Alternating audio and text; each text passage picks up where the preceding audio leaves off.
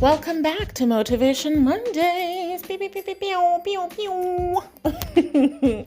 This is where we reflect on the week that passed and think about all the things that we are grateful for, but also all the things that we would like to change in the week ahead. This is a judgment-free zone. Yes, we will get into some deep topics from time to time, and yes, we might, throw a few F-bombs here and there, just to let the bitches know.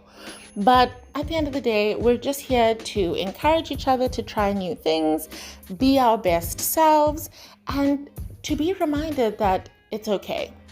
In life, there are mistakes, And all we need to do is just try our best each day, put one foot in front of the other, and see where life takes us. So sit back, relax, and let's get into today's topic.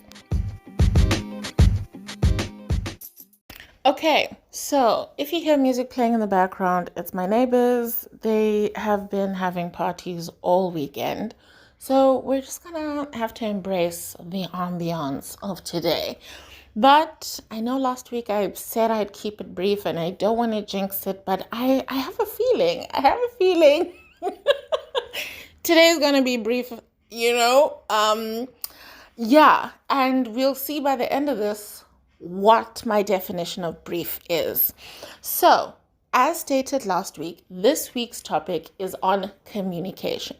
And I know you're thinking, oh my gosh, interpersonal communication, how to send a professional email, rah, rah, rah, rah, rah. You're wrong.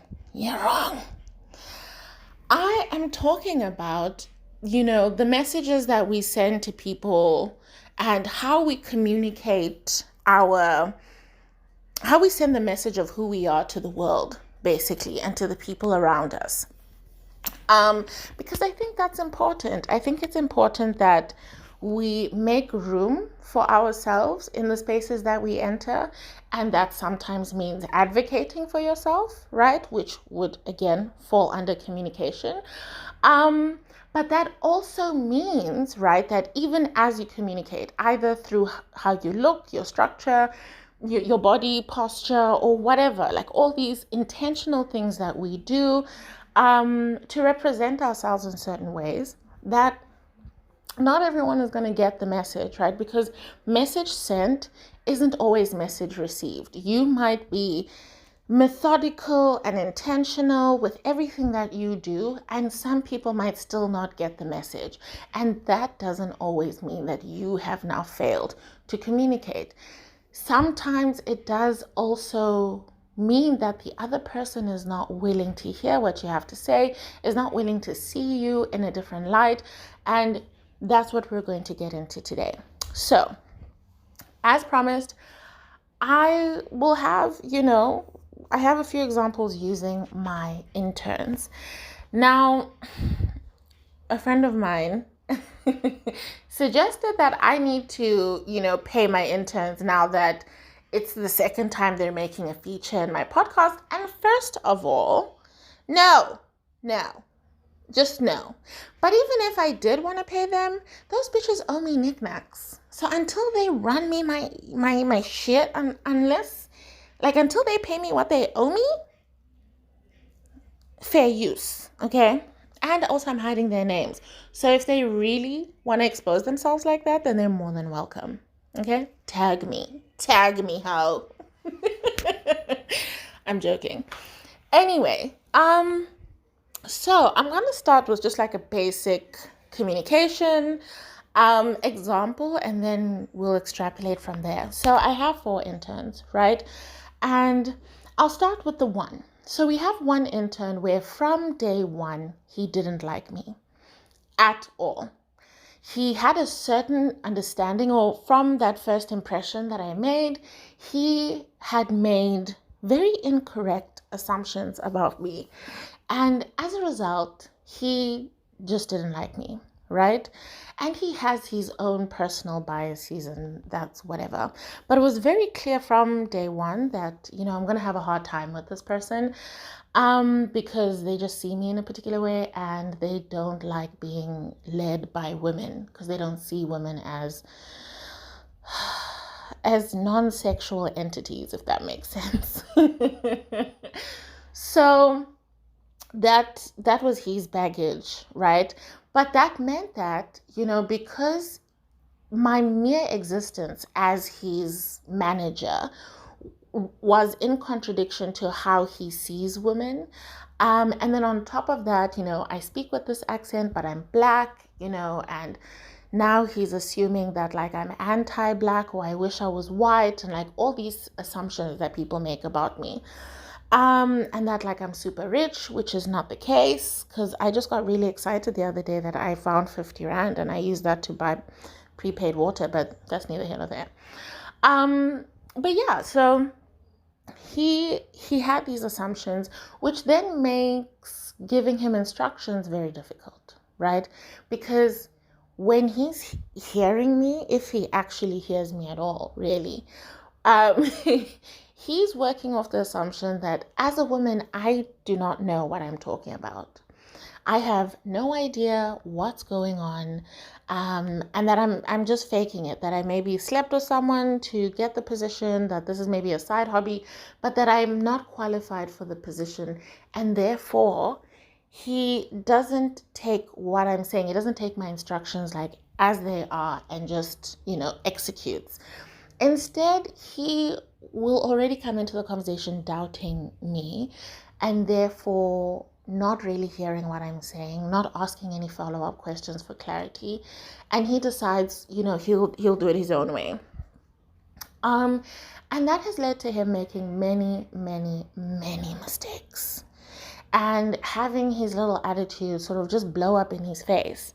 And from day one, I made no effort to try and convince him that I was good at my job, because I knew that the proof was in the pudding. I knew that I've worked with people like him before, and that eventually it's either they will get with the program or they will get out. Either way, it will fix itself out, And now he low-key may or may not have a crush on me.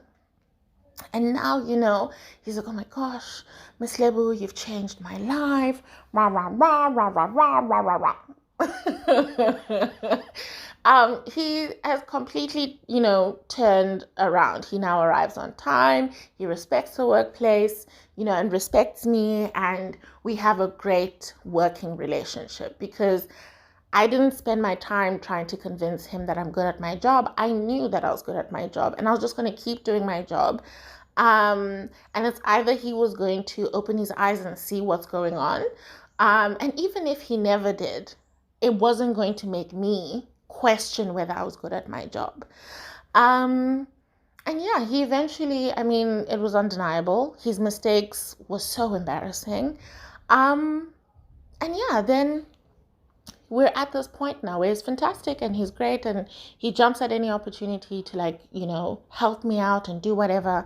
Now when I ask him to do something, he's like, yes, Miss Lebu, yes, Miss Lebu. And he'll go and do it, and I don't even have to repeat myself many times with him. Like, he gets it. And if he has a question, if he's really not sure that if he's going to execute it well enough, he will ask questions and follow up, and all of that. He does have his moments where his ego will step in and he tries to think that now he's my right-hand man and a co-collaborator. But I kind of let him have that, right? Because I understand that for who he is and how he sees himself in society, that maybe he needs that to kind of still feel like himself. And I'm not going to take that away from him, because it doesn't really add or subtract from the work that we're doing. But that's one instance where, regardless of how well I communicated my instructions to him, he was never going to get it. He was never going to execute well enough, because boy, did I try. I wrote, I did like physical representations, I did demos, gave him, the information in advance, let it sit with him, let it marinate. I explained why. I went through the history of like, in the past, these are the things that we've tried, just to like eliminate the fact that maybe my communication style is not how he naturally receives and retains information, because we all have different learning styles. And because I work in an education space, I really do make an effort to meet people where they are.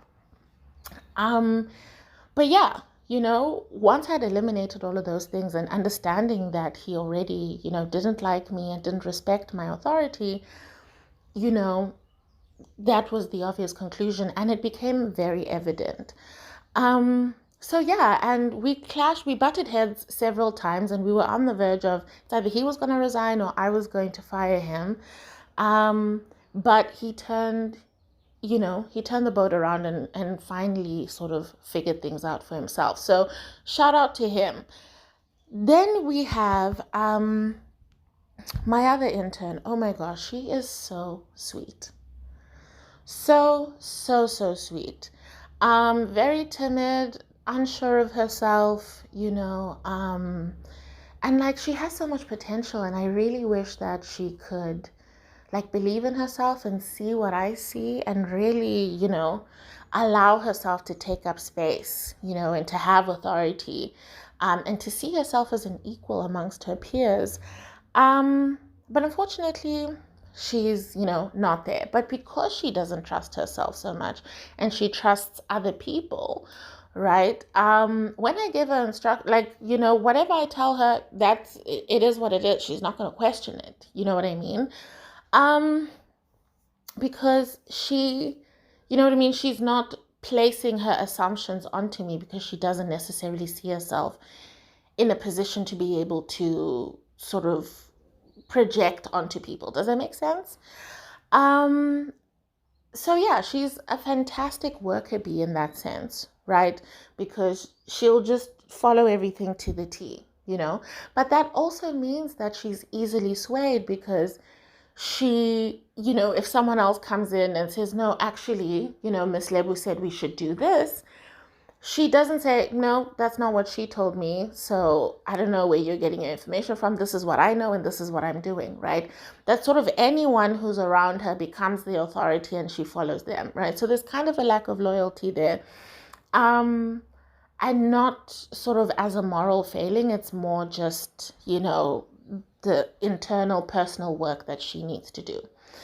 Then we have another intern who is kind of like a mama bear type vibe, but also has, like, she's the one intern with the most work experience. She has her own, thing going on, and tries to be like influential to the younger ones, to the younger interns. And you can see that it comes from like a genuine place, right? That she wants to be active. She wants to do things. She wants to be more involved. She wants to be involved in everybody's lives. But that oftentimes distracts from the work that she needs to do, right? When I give her a task, she'll be happy to take it on. But then, by the time I check in with her to see if she's done it, she hasn't even started, because she was helping so-and-so and helping so-and-so and, doing more than what I asked her to do, It's like she doesn't hear the assignment. And even if the assignment is simple, all I need you to do is take this and take it there, Instead, she's going to take it, put it there, start unpacking it, set everything up. Why? I don't know, right? And it's either because she thinks I'm undermining her abilities, right? And that there are more steps that I would like to happen, but I don't trust her with those steps moving forward. So she's now trying to use this opportunity to show me that she's trustworthy, which is fantastic. And honestly, it's not that I don't trust her, it's just that that's all that needed to happen. We didn't need to unpack the box. We didn't need to set everything up. Right? If we did, I would have asked her to, because I don't think that she's incapable of doing that, right? And I would have asked other people to help her, because it's going to be a lot of work now. So other people must then help her to set up. But for her, right, wanting to be busy all the time, wanting to be in the mix of things, kind of, diminishes just even the small things that are being asked of her, right? Because she's not seeing what I'm asking her as, enough, right? Um, yeah, and then I have one intern, the last intern, who just doesn't take anything seriously, which is really irritating. Um, and really gets under my skin because what we do is quite serious and they're very important moments in our day, especially when it comes to safety and security, and being organized, right? We have to have our shit together in order to make sure that the day flows, right? And he'll just have like one earphone in or whatever, and he's just, looking at the stars, doing his own thing, and he's just not here. Like he's just not in it. You know what I mean? So he misses certain things, and things that are very important to me, they're just not important to him because he just doesn't care about these things. He doesn't care about anything. Yeah, so those are my 4 interns, right? And there are pros and cons with all of them, right? Because even with the first intern, as much as he may have made an incorrect assessment about me and made our work relationship at the beginning of the year quite toxic, he was sure of himself, right? But not so sure of himself that he was unwilling to change his mind.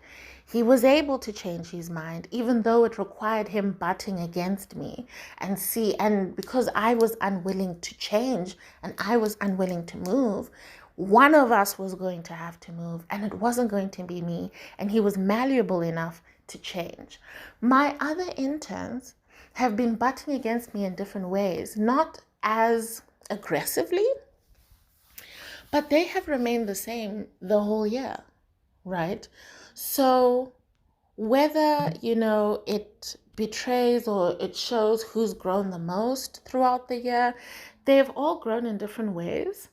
But at least with the first intern, he changed the way that he saw things and he continues now to learn. And I think that maybe his interaction with me has made him question many things that he felt quite certain of before meeting me. And now, he's realizing that, oh, maybe I'm wrong. And maybe there's more to life. Maybe people are multidimensional. Maybe they're even sort of experiences or people that I have never met that might challenge me moving forward. And now I see a certain level of like excitement with him, in interacting with people, that he's drawn to these people who are very different to him, to learn from them. And I think that's amazing. And even with intern number 2, Miss Timid, she's become more vocal and she takes up more space now. And she also has become a little more secure in herself, especially in that space. And I'm proud of her for that, right? I'm proud of all my interns. Maybe not so much the last one because... But I will, let me get into sort of why my interns are a reflection of maybe society as a whole. So using, number 1, I think is very easily explainable, right? We always meet people who are fixed in their ideas of what they think is normal, what is abnormal, and anyone who colors outside of those very hard lines that they've drawn for themselves, they are very quick to dismiss them. They don't want to hear anything. And no matter, like, let's say, even if it's how you dress, right? That you prefer a pop of color, you prefer, a little bit of flamboyance. That for them, that's just a little too loud. And that, someone of your shape, someone of your size, someone, you're a mother or you're at work, you shouldn't be doing all of these things. These people who go around saying you should and you shouldn't, that there's no winning with these bitches, right? They're not going to change their mind, no matter how much you try and explain that it's a ray of sunshine and that it makes you feel happy and that actually, that in the workspace, what is considered professional is changing, or that all you need to do is like have a collared shirt and a blazer and formal pants, that's exactly what your contract says, and that it doesn't stipulate the color. So really you are following the rules. Like, there's no point in wasting your time having that conversation with these people because they're not malleable. And you having a conversation with them, you sort of butting at them and like trying to convert them and being an evangelist for your opinion and, your way of, no. It's never going to work with these type of people, right? Because they will change and they will learn at their own time. They will eventually meet someone, at the right time who, helps them question things and helps them sort of break those walls down a little, but it doesn't have to be you. And if that's going to happen, if they are going to break the walls down, they're going to break from the inside. The person who holds these opinions has to be the one to knock it down bit by bit. It's never going to be someone from the outside banging against the wall who's eventually going to break it down, because you constantly trying to push them is just going to make them dig their heels in deeper. So even when it comes to, people in your life, family members or someone that you're dating, if they don't understand or agree with a certain aspect of your life or a certain aspect of who you are, don't fight it. And as long as they're not in a position to harm you or hinder you or anything like that, let them be. They will sort themselves out. Do not dim your light just because somebody doesn't understand where the source of your light comes from, right? Because they're used to the ESCOM light where there's load shedding every 4 hours for 3 hours at a time and whatever. And somehow your light is always, on. And that's because you have an eternal flame. And they don't know about fire like that. You know what I mean? They know about shady electricity, inconsistent electricity, and now here you are shining and you're also warm. Not only are you bright, but you're warm, and you have this etherealness to you. So they're questioning a lot and you are confusing them and you maybe low-key trigger them. That's not your business. You know who you are. You know what you're about. You know why, you're a hot fire spice, right? Even if you don't know why, even if you too have questions, at the end of the day, Oksala, you still accept the fact that this is who I am right now. And I'm not going to go around trying to convince anyone that I'm worth the time, that I'm worth the energy, that I should be appreciated in certain ways. Those who know, and those who don't. Right? And I will give an example about my interns last year, right? Where I never had any of these problems that I had with this year's interns. Last year, they had their own personal bad habits, but at no point did any of them question my authority or question me in any way, right? They saw me and they accepted me and we hit the ground running. They were a fantastic team and we worked in sync with each other because there was a baseline level of acceptance, right? Even in one's abilities and even in one's shortcomings, we could be open with each other about what we were strong at, what our weaknesses were, and then fill those gaps for each other. They were fantastic. Oh my gosh, I love last year's interns and I love this year's interns too for different reasons, right? Because they challenged me in many ways, and I appreciate them for that, because I was also able to learn about myself and the fact that a younger version of me would have spent a lot of time trying to convince intern number one that I'm good at what I do and that I'm worth listening to. So it was a great way for me to check in and realize that actually this doesn't bother me anymore. This doesn't stress me out, not one bit, because I know what I'm about. So yes, in the workspace, I'm really confident in my skills and my abilities. Had this been, a social situation, I'd be racked with anxiety. I'd be going through it. But I never go to work with, an expectation to be liked by my colleagues. I'm not interested in being liked by anyone there. I'm interested in doing a job and doing it well. And anything that can help me do that, I'll accept. Anything that gets in the way of that, I will remove. And that's it. So yeah, it was great that I'd seen that I'd made a step closer to the type of person that I want to be. The type of person who's just centered and sure of themselves and not swayed by other people's agreements or disagreements with who I am. That's into number one. Number two, you will meet other people who will, you know, who you will feel like they understand you and that they get you, right? Um, because when you talk to them, they're like, yes, yes, girl. Oh, yes, yes, yes. But then actually,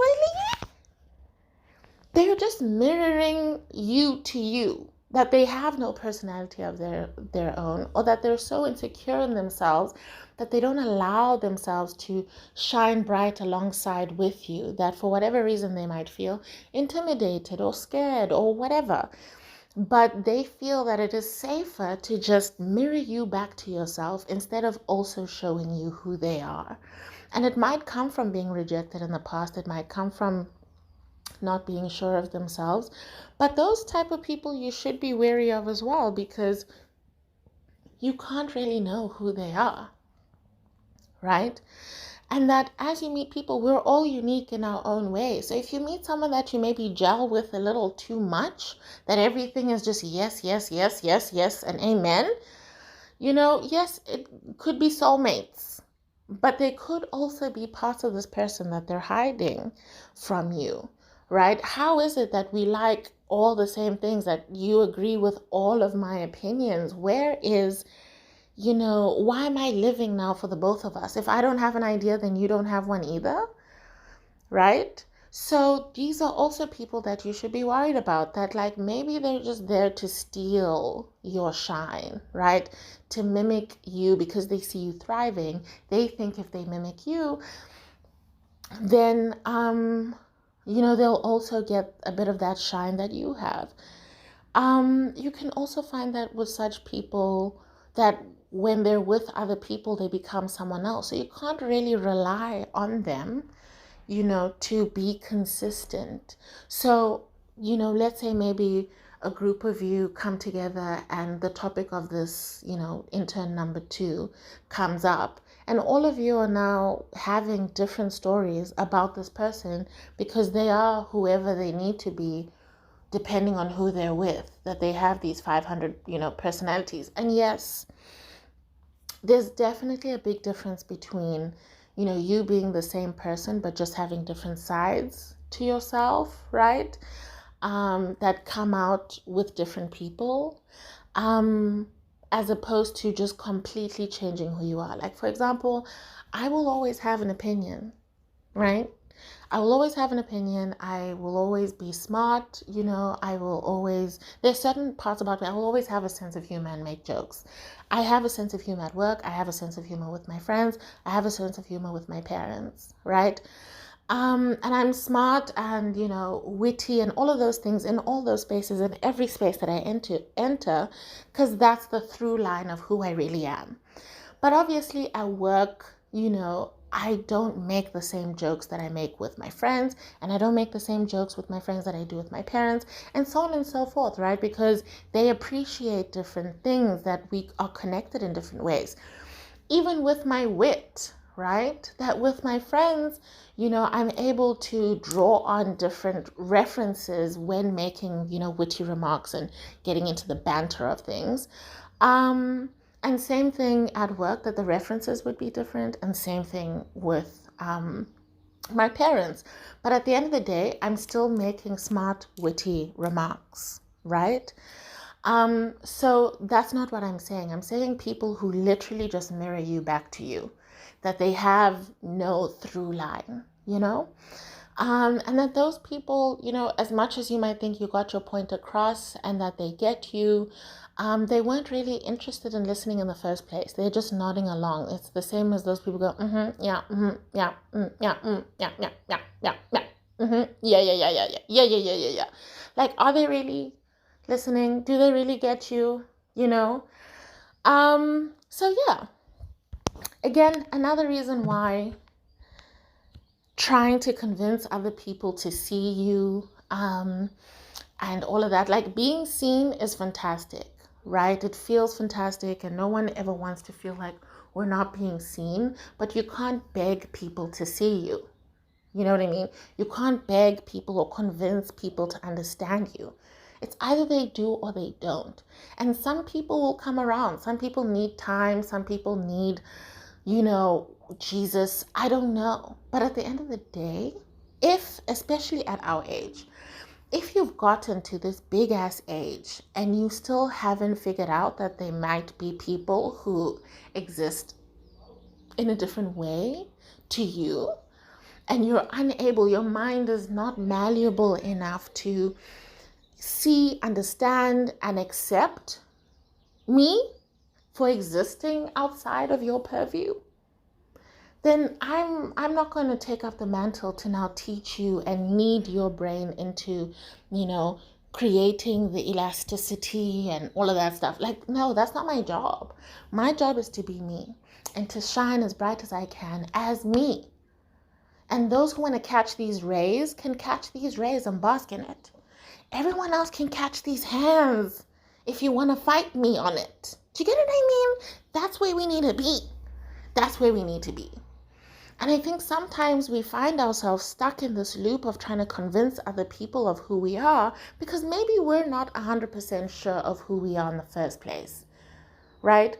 That we need other people to say that, oh my gosh, you're so smart, in order for us to sort of be like, oh yeah, actually I am smart.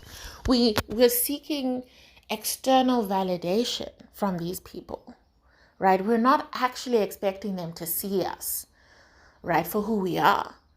We just want these people to validate the parts of ourselves that we feel insecure about. And that's how sometimes we find ourselves in these loops where we're trying to convince people to find us as valuable, right? Because maybe a part of us wonders if we are valuable. And if this individual doesn't, if this random person doesn't, then, it's going to confirm our biggest fear, that we're not valuable, that we're not important, right? If I was feeling insecure about my ability to do my job, if I, was suffering from an imposter syndrome, because we're going to discuss imposter syndrome, because it gets me, especially with academics, right? But I just triggered myself. I don't know why. But we'll get into that. At another stage, not right now. I'm already at the 30-minute mark and I'm stressed. But anyway, if we are looking to these people to validate us, then one, that's not fair. It's not fair for us to expect other people to fill the gaps that we should be filling ourselves. We should be sure of who we are, right? We should be validating ourselves. And yes, external validation is always nice. It's always good. It feels like a warm hug. But we get it where we get it. And if we don't, then we don't. And it shouldn't be our lifeline. It should be an added bonus, an additional treat, a cherry on top of the cake. But the cake, I brought the cake here. And whether you pop a cherry on it or not, this cake is still here and I'm still chowing it because it bangs. It bangs. And I think that's sometimes how we find ourselves in these toxic engagements with people, right? Because we then end up dimming other parts of ourselves and contorting ourselves and becoming something that we're not, just because we're seeking validation on this one particular thing, because we want this one guy to say that we're beautiful. We're going to stop making the witty remarks and stop, making the smart comments because it makes him feel some type of way. And we need to stroke his ego because I want him to say that I'm beautiful, so that we neglect all the other great things about us because I'm insecure about this one thing. Whereas we could spend our time focusing on the things that we do know about ourselves, focusing on the things that we believe to be true about ourselves and the things that we like. And focus more attention on those things. And eventually, the things around it will also, like, as you shine a light on that one thing, it will eventually illuminate the things around it. And you'll start to see that, like, you know what? Hey, actually, I'm kind of good at this. I don't fucking care if you don't think that I'm beautiful because I'm actually quite smart. And I mean, like, yeah, so what? Looks fade. These brains, forever, baby. Forever. I mean, obviously, not really forever because we've got Alzheimer's and dementia and all sorts of things. But either way, You know what I mean? I'm out here. I got this. And if you want to have a smart conversation, you know where to find me. If you're looking for someone cute, that's up to you. I don't know, you know. And you don't have to be, oh my gosh, I'm the most beautiful person in the world, but you don't have to shit on yourself either. And you don't have to wait for someone else to tell you that you're beautiful for it to be true. Try telling it to yourself until maybe you believe it.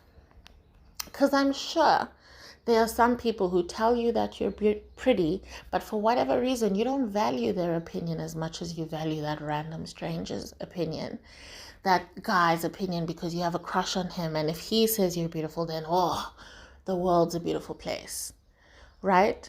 There are also some people, like intern number 3, who have their own internal battles, right? It's not just a matter of, their mind is fixed on a certain thing, but for them, their focus in life in general is just not where you're at, right? For you right now and where you are in your journey, this is who you are, right? This is who you are. And there are some people who are just on a different journey.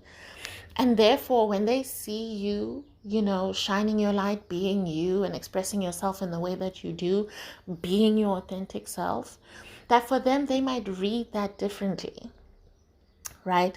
They might immediately see it as you, attacking. And this is the difference between intern 1 and number 3, is that number 1 is just stuck in their ways and they can't compute who you are, right? Whereas number 3 is computing you incorrectly, right? That they're receiving the information, but they're digesting it in a different way, because in their own journey, right, in how they are positioned in life right now, the things that you are expressing, triggers in them something else, right? That they're not seeing someone who's just witty and smart and, oh, cool, that's her, and has no personal attachment to who you are. They just see you and they're like, cool. But instead, they're having a personal, attachment to how you're expressing yourself. And they feel now that how you're expressing yourself is an attack on who they are, right? So now they're going to try and upstage you and try and show you that you ain't shit, right? That how dare you think that you're better than us, right? And that sometimes happens to me a lot, obviously, because I have this accent and I'm Black, and a lot of people think that I'm a coconut and that I wish I was white and all of those things, or that even if I don't wish I was white, I think I'm better than other Black people who don't sound like this and whatever. And that's not the case at all. I don't know where I got this accent from. I lived in South Africa my whole life. This is just how I sound, okay? But there's no point in me explaining that to people who are committed to misunderstanding me, people who are committed to their own idea of who I am, and for them to accept my truth, the truth, that they would have to admit to being wrong. And who the fuck is going to do that? Who wants to be wrong? Who's going to volunteer to be wrong?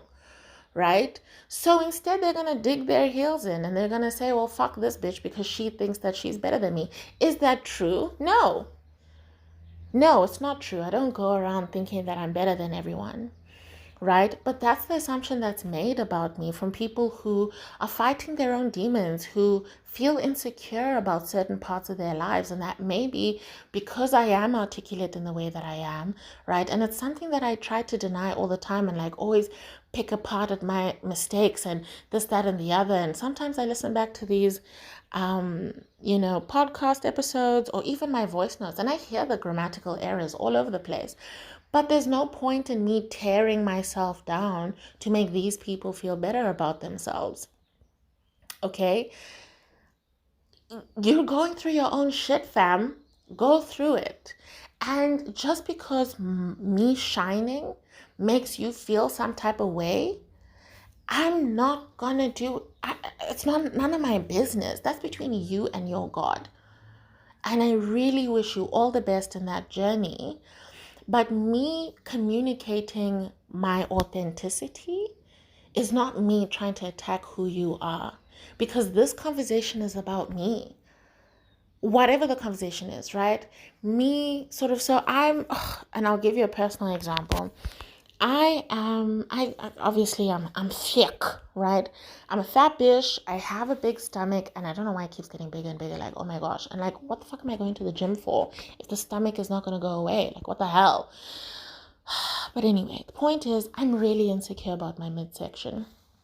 So when I walk around, and I see other people, so I oftentimes like wear really flowy things to conceal my stomach. And honestly, it doesn't help because I end up just walking around looking like I stuck my head through a tent. But nonetheless, I'm trying to unlearn all of that. But yeah, sometimes I'll see someone with the same sort of body structure as mine, and they're wearing something skin tight. Every single roll is out for display. Every little, what I'd call an imperfection is there in the sun. We can all see it. And in my mind, my first thought is like, have you no shame? you know? Yeah, and it makes me uncomfortable in a certain way, right? It makes me uncomfortable because these people have accepted themselves to a level that I have not reached yet. So, yes, the discomfort could be, envy. The discomfort could be me, trying to shame them in the same way that I'd shame myself, right? It's me maybe looking at them and internally saying to myself, you see, this is what you look like. This is what you look like right now. On the days that I'm wearing my tights and I'm thinking that I'm cute, it's like, it doesn't look fucking cute, fam. Like, you need to work on yourself. Like, what the fuck, And all this woman is doing is walking across the street. That's all she's doing. She's not thinking about me, right? But here I am pressed. I'm going to be thinking about her for like the next hour at least, berating myself because she decided to, wear an outfit that was comfortable. I mean, fuck, it's hot. What else was she supposed to do? Right? And yes, I tend to internalize a lot of like my frustrations or whatever, but other people don't, right? Other people lash out. So here you are now with this person who is seeing you, right? Just expressing yourself because that's who you are, right? And taking up space for yourself. Setting certain boundaries, communicating that this is something that I'm just not comfortable with.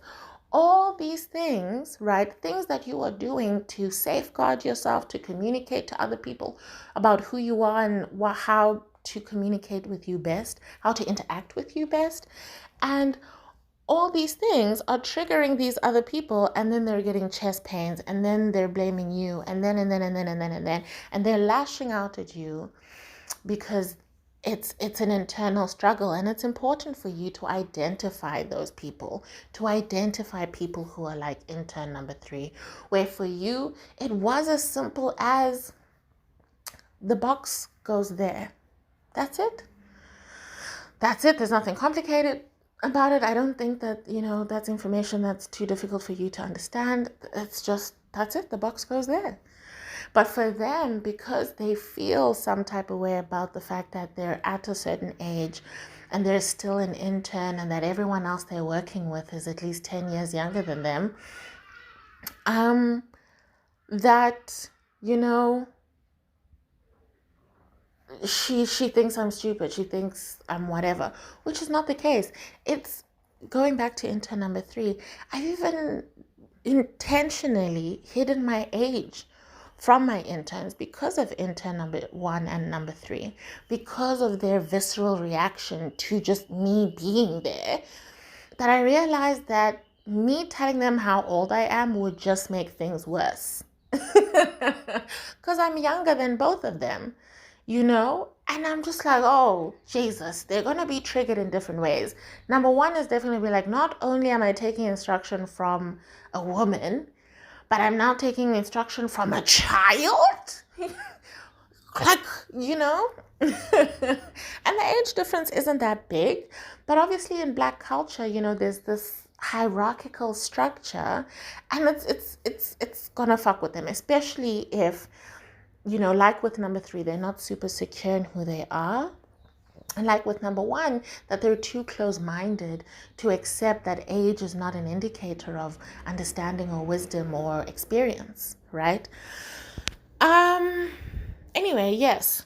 So be careful of, people like intern number 3. Be careful of people like intern number 1, right? Because it's just all false praise, and even their affirmations and the validation that you think you're getting from those people isn't genuine, right? Because they don't actually understand who you are. They're just nodding along and saying whatever you want to hear.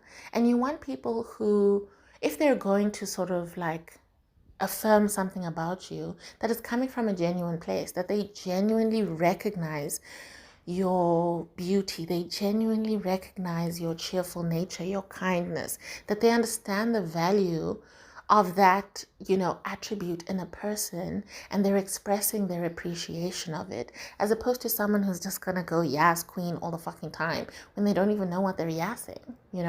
So be careful of intern number 2 and be careful of intern number 1. Now again, number 4, intern number 4, Mr. Laissez-faire, don't care a damn, it all doesn't matter, da da da da da. These carefree people might seem okay, they might seem cool. And for those of us who are super anxious, like myself, who are just riddled with anxiety all the time and constantly stressed, and also I'm seeing my therapist tomorrow. I'm so excited. I've got so much to tell them. I haven't seen them in ages. And anyway, I was gonna go on a tangent, but either way. So those of us who need, that external person to tell us the house is not on fire, it's all in our head. You can sometimes envy these really sort of laissez-faire people, right? Who don't really care, right? These people who, in some ways, like everything is permissible, like they accept everyone and everything is okay and nothing really matters. And, it's all just rainbows and sunshine for these people because, they just don't care. They just don't care. And it might seem like a stress-free way of life, right? And yeah, there are those type of people who are genuinely carefree, right? Who are in the world, they experience everything, they feel everything, they acknowledge those feelings, but they just don't hold on to things, right? That they've gotten to a point of enlightenment where they understand that life is like a river and things are going to flow, right? That right now pain and suffering has, come by, but just as much, just as easily as it flowed into my life, it will flow out again. And I just need to be patient with myself, right? That, with the seasons, things are going to be dry, things are going to be, lush and full, things are going to be cold, things are going to get hot.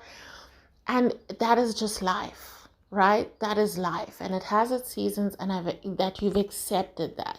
There are definitely people like that, and those are the people that I truly envy.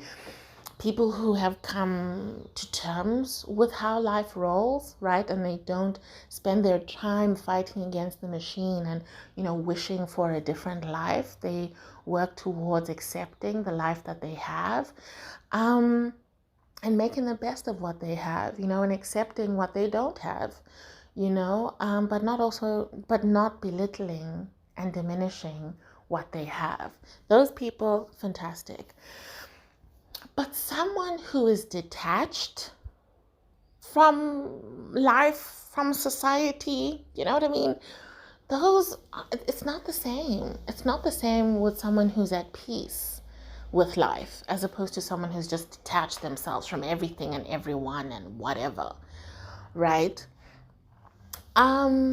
And also check in with yourself to see if you are one of these people, right? Because I know that in many aspects, we all, have these attributes, right? That we're not perfect as ourselves, that in some ways that we are, we have our moments where we're super detached and we just can't engage in anything, right?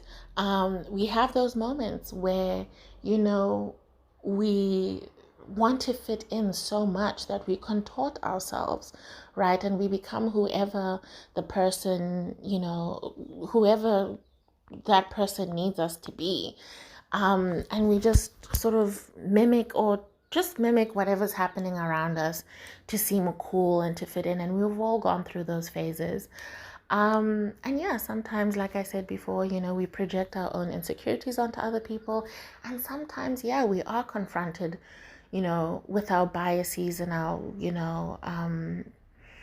preconceived notions when we interact with certain people, right? And sometimes our minds are not malleable enough to sort of change gears and accept this new information that we're receiving, and that sometimes our instinct is to reject it, right? So I'm not trying to cast a judgment on people who do these things, because we are those people who do these things. But what I am saying is that we, as much as we are all of these things, right, these things are also in everyone. So there's really no point in us trying to, remodel ourselves and change this and change that and contort ourselves into all sorts of shapes to get other people to accept us, to get other people to see us for who we really are, right? Because we want to be seen, we want to be validated, we want to be accepted. And as much as that is just a baseline desire, and everyone deserves to feel seen, and accepted, unfortunately, that's not something that we can get from everyone, right? And we might not be seen in our entirety by one person, right? Some person might appreciate, like at work, they appreciate me in one way. And we've already had a discussion, right? That there's some colleagues who, see my potential, they see, the work that I do, and they want, they see me going far in the workplace. But as a person, outside of my ability to do my job well, right, they don't really see that. And unfortunately, at work, fortunately enough for me, I guess, I'm not looking for work to validate my entire being, right? But sometimes it is nice to get that validation of, like, I'm doing a good job, that I am, in fact, like contributing here, that I am, in fact, good at what I do. So it's nice to get that validation sometimes. But once again, that's not everyone at work, right? And I'm not trying to convince everyone. I'm not trying to convince anyone, right? I got the job and I'm here and I'm doing it. So tough titties to everyone involved, But yeah, get in where you are wanted, right? Get in where you fit in. Don't make yourself fit. Just if you fit, get in. If you don't force it. Don't force it. Don't force it with individuals. Don't force it with spaces. Anyway, if you as yourself, as your whole being is not enough or is too much, then that space, that person is not for you. You don't have to stand there trying to communicate and convince people of who you are, because it's not going to change anything. I went to an art museum this weekend, right? And they were talking about, like, it was like a whole art outing for the kids and whatever. And this guy was talking about, like, different artists and their different styles, and that it doesn't appeal to everyone, right? Those who like that style like it, and those who don't. And it made me think about, well, do these artists have what other people like determine their style, right? Because these are true artists who feel, that the art is within them, that they have something they want to say, that they want to express themselves in a particular way, that this is how they want to exist in the world. This is the mark that they want to leave in society, right? And instead of changing their art style or art, whatever, like, obviously you will improve and you'll become more polished and you will develop and you will grow and you'll be influenced by certain things and whatever. But their aim in making their art is not for other people to understand. They are just saying what they need to say, what is on their heart. They're expressing themselves, right? And for those who get it, they will get it because they know that they have their audience. They know that there were people who will know exactly what they are saying, what they were trying to express when they look at that page with squiggles and, random circles. That the people who understand that will receive the message and will appreciate being seen, right? Because by you expressing yourself and being honest with yourself, there are people who do truly get you. And by you being honest with yourself about who you are, you allow the people who truly get you to feel less alone in the world, because they're like, oh my gosh, yes, that's me. Oh my gosh, that's me. I get that. Yes, bitch. Or you make a witty joke and they chuckle to themselves, right? Even if they don't chuckle out loud, they chuckle to themselves and they're just like, this bitch, And you seeing them chuckle a little, or you hearing someone else make a joke that you think like, damn, that was so smart. Why didn't I think of that? You see someone who's big and unashamed and they're wearing an outfit that you dream you could wear. All of that speaks to everyone. They're just being themselves, but it's inspiring other people to shine their light. You know what I mean? It's making other people feel seen. Just being them. Your life can be that artwork. Your life can be the canvas in which you paint your artwork, where you decide how you want to exist in the world, where you decide what mark you're going to leave, what your obituary is going to say about you. And those who get it, those who understand, will stand back and look at your life and marvel at what you had created. And those who don't get it, just don't get it. And it just means that you were never for them. But you can't be for everyone. It's unrealistic. There's 7 billion people on this planet. You really think that you're going to be that one thing that everybody fucking likes? No. No. And just because you're not for everyone, it doesn't mean what you have to say and who you are is worthless. That's not the case at all. Because those 6 people, out of the 7 billion people, if there are only 6 people who are for you, the world is less lonely for those 6 people because of you. And isn't that enough? Isn't that enough? In spite of all the other people who might feel attacked, who might be confused, who might gaslight you and lie to you, right? Or people who are just so detached from society and life that they can't even compute that you exist, right? They can't even process anything.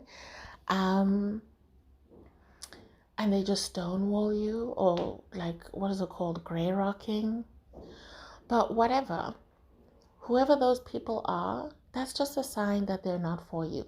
These are the different ways that you can identify people who are not for you, people who you don't need to waste your time convincing.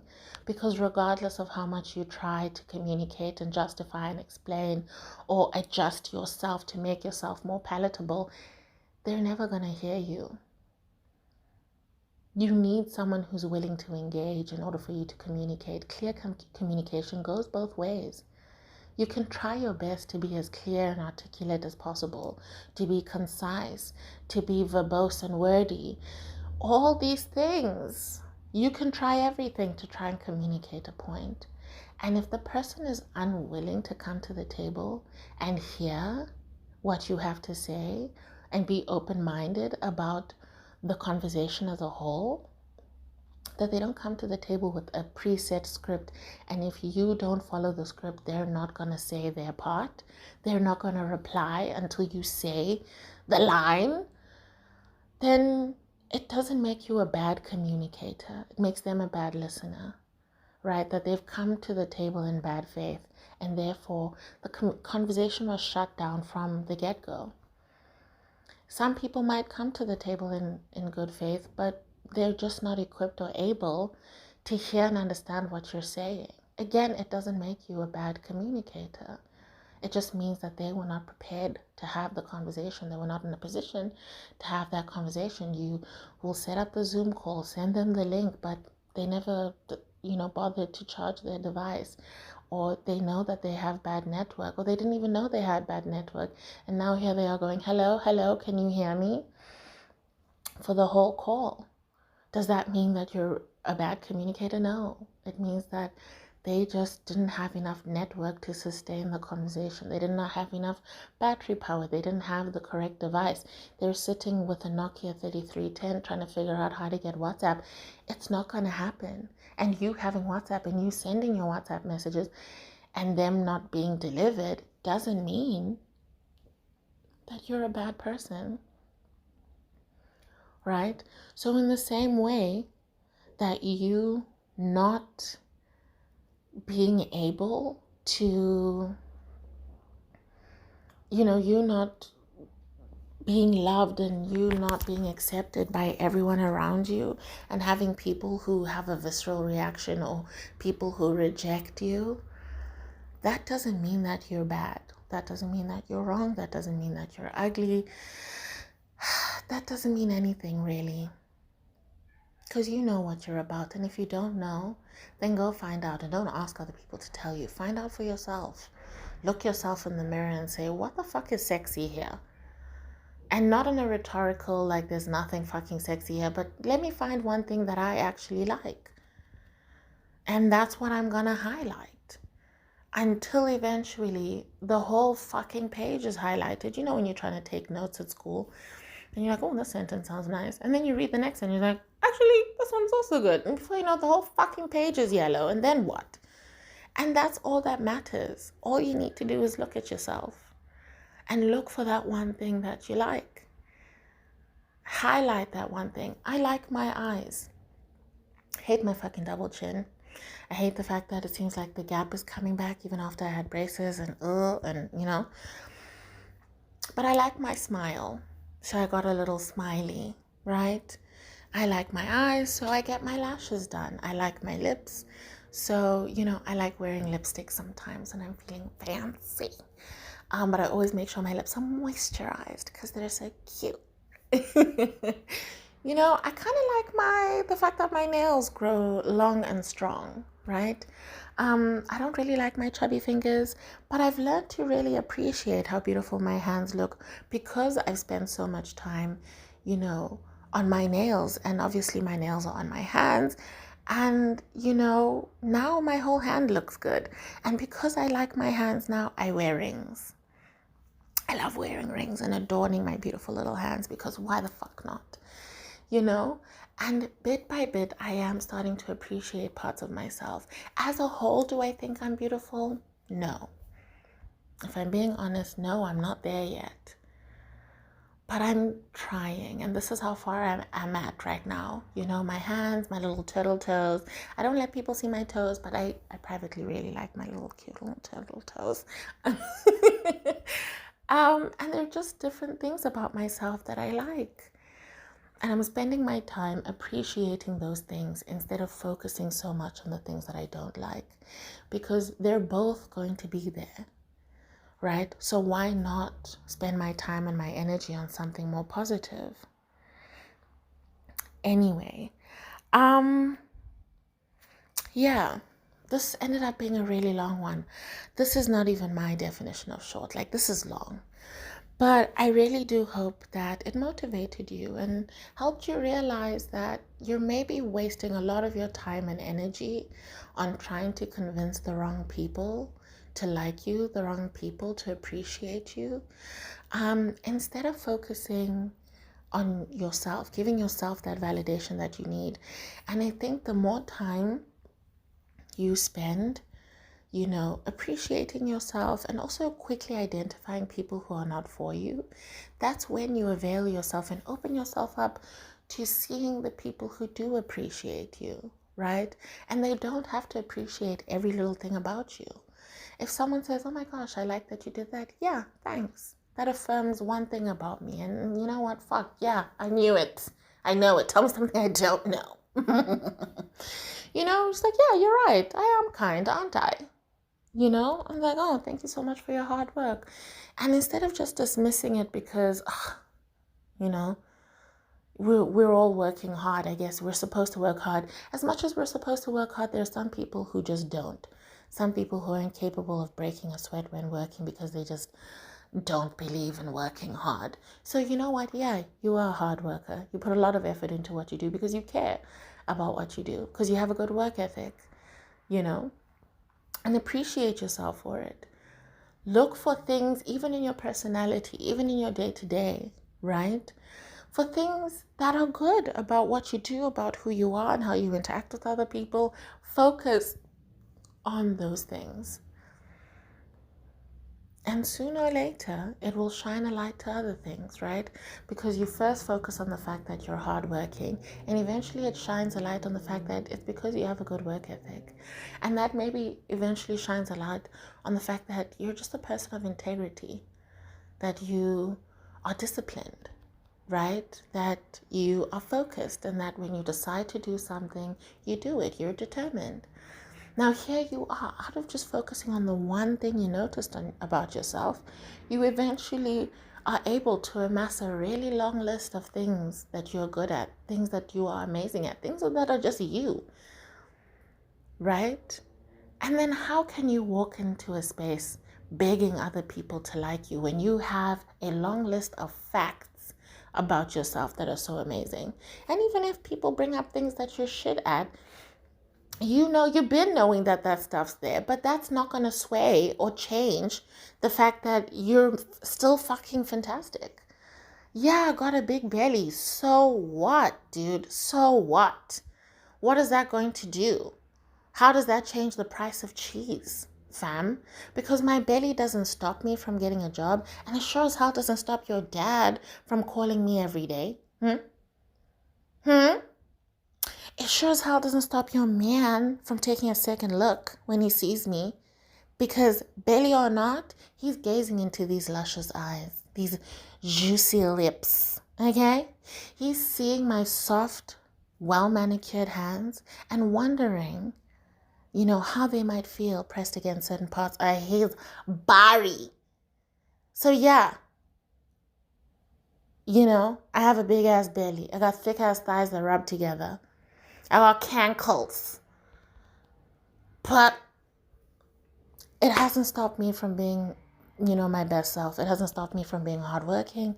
It hasn't stopped me from being, a person of integrity. It hasn't stopped my nails from being banging. It hasn't stopped me from being smart. It hasn't stopped me from being caring. So what the fuck are you trying to say? What do you think that this information was going to do? You thought that you were going to break me down? Really? Because you think that I'm that weak? Let me tell you something, bish. I'm strong. Physically, mentally, emotionally, I'm strong. I've been through worse things than you and your dumbass comments that aren't even fucking creative. I hear 10-year-olds making up more creative insults than that. And here you are, you're just going to tell me I got a big belly? I had a 3-year-old, and this is like real talk. No, they weren't 3. I think they were like 6. I had a 6-year-old rub my back and say that it felt like I had breasts on my back. I was wearing a particularly tight bra that day that really made my back fat like bulge out in a very awkward way. And they said it so loud for everyone else to hear, like the room was silent. It was as if you could hear like a pin drop,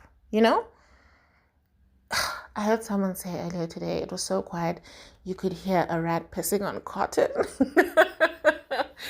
And everyone was waiting for my reaction. They were holding in their laughter, right? And I just turned around. I was like, you know what, baby? Yeah, I got titties in the back, titties in the front, because there's so many kids here. 2 is just not enough. And I laughed it off and I moved on with my day. I wasn't even touched about it. I wasn't embarrassed that everyone else heard. I wasn't angry at the child. I was just like, damn, sick burn. You got me. But either way, I'm just going to roll with the punches. I'm not going to be like, oh, fuck you, you're wrong for saying that. They're just a child and they're making an honest, statement.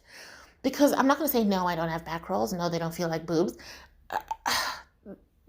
The child interacted with my body, and this is what their experience of my body was. And that is true for them. And I'm not going to say that they're wrong for having a true experience, right? But I also know that their opinion of my body doesn't change how I, or shouldn't change, how I feel about my body, right? And if I've accepted myself, flaws and all, no one can tell me something that I don't know about myself. And it's either I have accepted it for what it is and have made peace with it, or I fucking love that thing about myself. So you telling me that it's a bad thing, you're wrong, bitch. You're wrong. And if it's something that I don't really like, but I've come to just accept, well, yeah, it is what it is. Yeah. And that kills any sort of argument or anything that someone is going to try and do with you. They will kind of try and use that information over you, because even when communicating,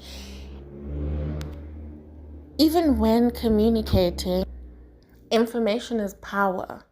Information is power when you communicate with people.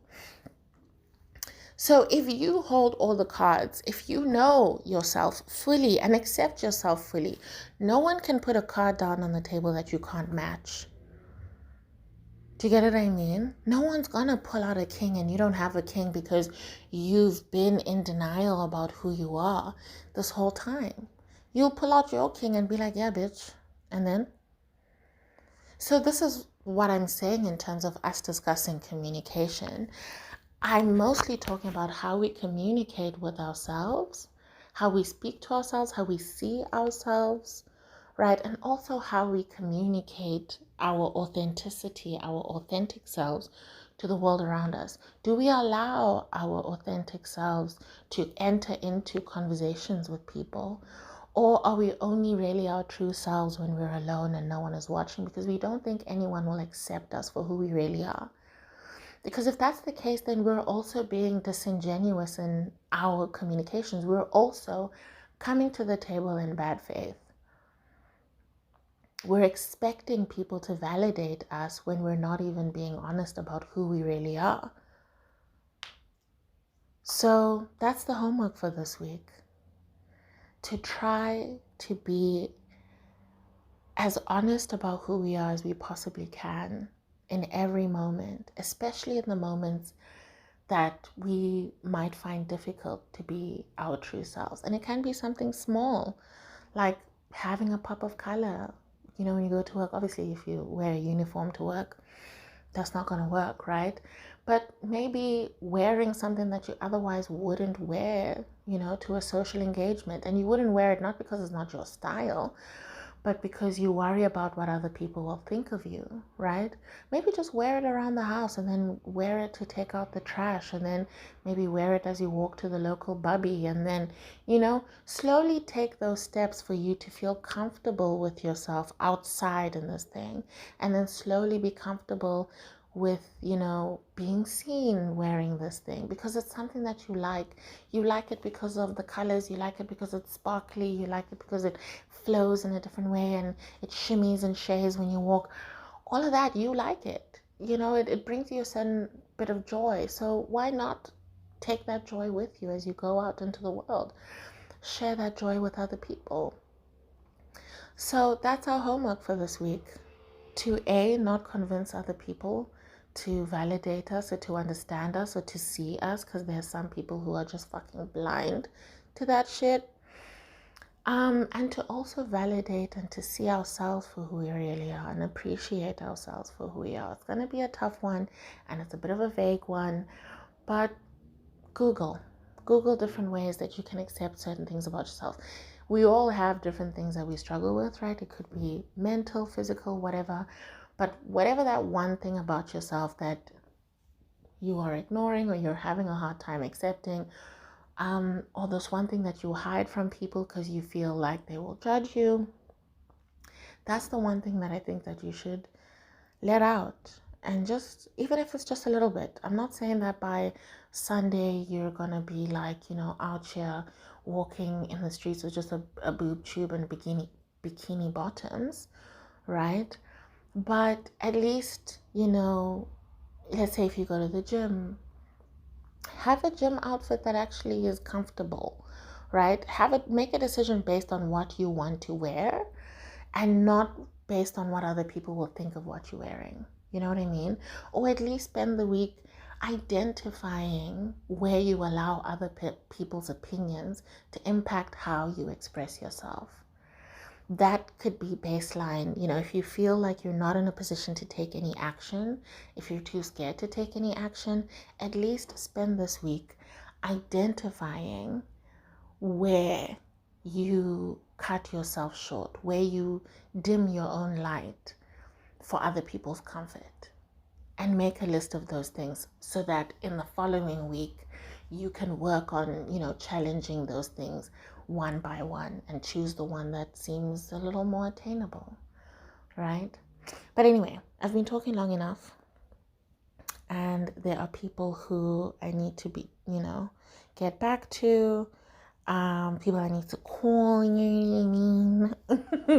but I hope you have a wonderful week. You deserve to be seen, you deserve to be loved, and there are people that see you, that love you without question. So find those people. Wait until they find you, whatever works best, but be you in the meantime. Okay, I love you. And yeah, in the outro, you'll hear about next week's episode. And Jesus, pray for me. Pray that next week's episode is short, because I could record so many episodes in one sitting if they were fucking short. But they're not. I keep going around and around and around the mountain. And you know what? Maybe this is also me trying to cut myself short, because I've always been told that I talk too much and I'm taking up too much space and nobody wants to be hearing all that shit. So yeah, maybe my fight is with myself. That's it. It's internal, right? That I need to accept myself for who I am as a fucking chatty Kathy, and that Kathy also deserved to be loved, and that, Kathy being chatty and also being used as a way to bring people down is not nice. It's not nice. That we need to accept Kathy for who she is, and hopefully one day we'll accept ourselves. So yes, I'm hoping next week will be short for time purposes, but maybe if I just accept who I am, I will make more time for myself so that I can be myself. You get what I mean? You see how self-acceptance works a little bit?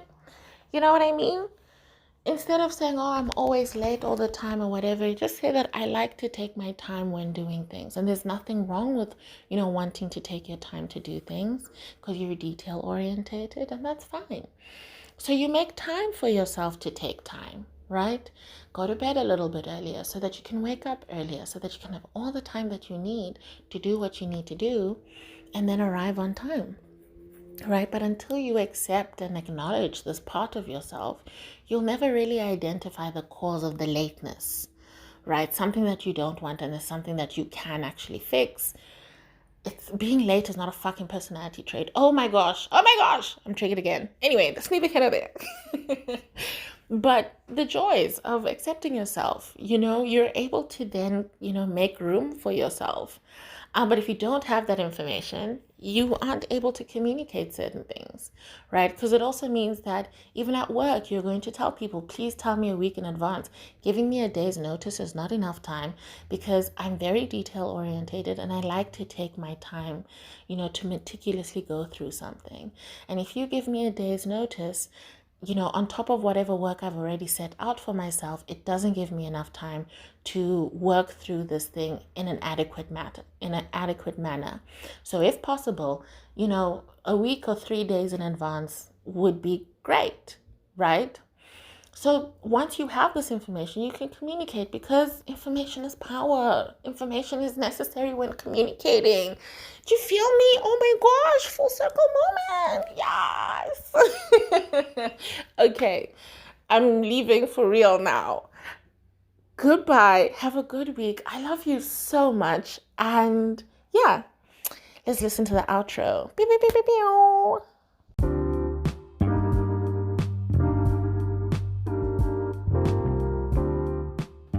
All right, lovers and friends. So we have wrapped up this week's episode, and next week we are going to be talking about the different seasons that we go through in life. You know what I mean?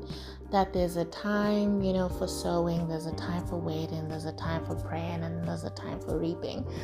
And that just life has its cycles. Life has its cycles. So we're gonna go into that. I don't want to give away too much because you know what I mean. There's a bit of a twist to all of that. But yeah, stay tuned for next week's episode. And in the meantime, stay blessed. Have a good week. And all you can really do is try your best. So let's do that this week.